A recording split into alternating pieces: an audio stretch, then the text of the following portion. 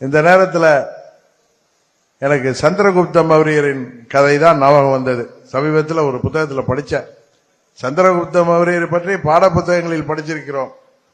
ஆனால் அவரை பற்றி ஒரு கருத்தை அழகாக ஒருவர் பதிவிட்டிருந்தார்.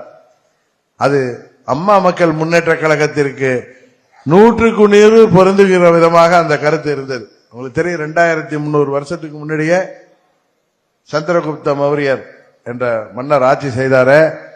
அவர் முதல்ல மன்னராக வரவில்லை. அப்பொழுது மகத நாட்டில் நந்த வம்சத்து ராஜ்யம் இருந்தது. மிகவும் கொடுங்கோல் ஆட்சி நடந்து கொண்டிருந்தது.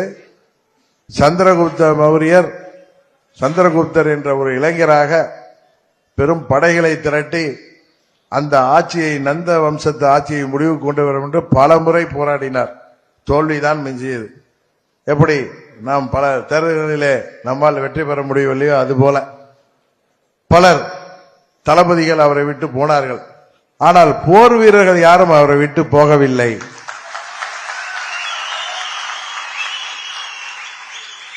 கிட்டத்தட்ட 7-8 ஆண்டுகள் போராடி நந்த வம்சத்தை முடிவுக்கு கொண்டு வந்து சந்திரகுப்த மௌரியர் ஆட்சி பொறுப்பில் ஏற்றார்.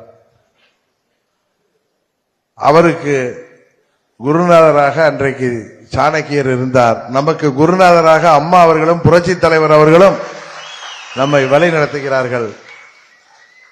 நமக்கு வந்த சோதனைகளை எல்லாம் சாதனைகளாக மாற்றப் போகிற காலம் வந்துவிட்டது.